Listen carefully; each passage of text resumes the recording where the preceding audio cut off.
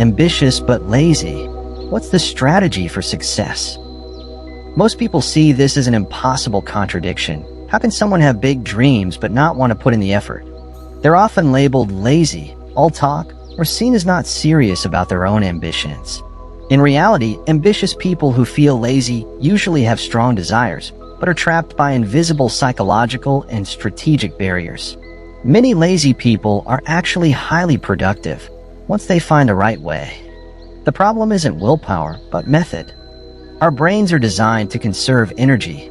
Laziness is often a natural protest against inefficient or meaningless approaches. So what's the strategy for ambitious people who feel lazy? 1. Find the sweet spot between challenge and ability. According to flow theory, we're motivated when challenges are slightly above our current abilities.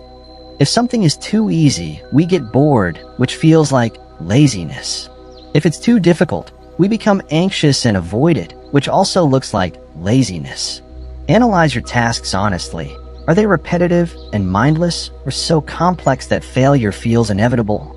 Adjust the scope, timeline, or difficulty until the task feels engaging rather than overwhelming. Motivation often appears after the task is properly shaped, not before it starts. Laziness is often a signal that the challenge is misaligned, not that you lack ambition.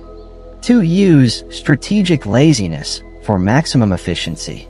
Instead of fighting laziness, turn it into your strength. Smart lazy people instinctively hate wasted effort, which makes them excellent at optimization. Ask yourself, what part of this process actually matters and what can be removed? Cut unnecessary steps, reuse systems, and focus only on actions that produce real results.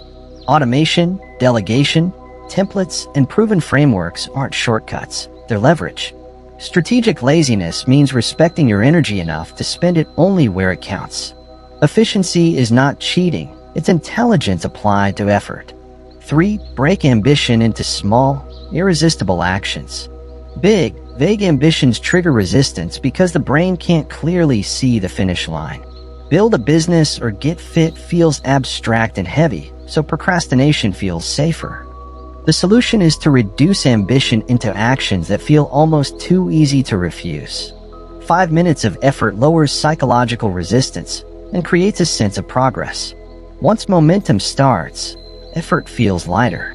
You're not lowering your standards, you're lowering the activation energy required to begin. Progress starts when ambition feels actionable, not impressive. 4. Replace hard discipline with smart environment design. Willpower is unreliable because it's affected by mood, stress, and fatigue. Environment, on the other hand, works quietly and consistently. A well-designed environment nudges you toward the right behavior without forcing you to be strong. Remove friction from good habits and add friction to bad ones. Make distractions harder to access and productive tools easier to reach.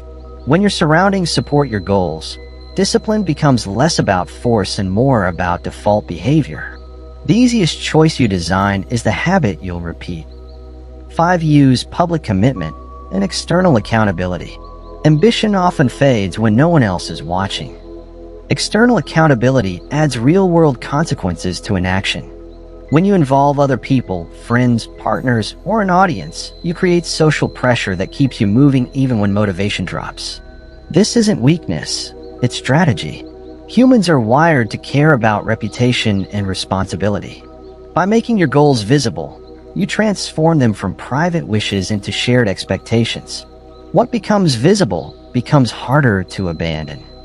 In the end, ambition and laziness don't have to be enemies. Ambition gives direction and scale. Laziness demands simplicity and efficiency. When combined correctly, they push you towards smarter systems, clearer actions, and sustainable progress.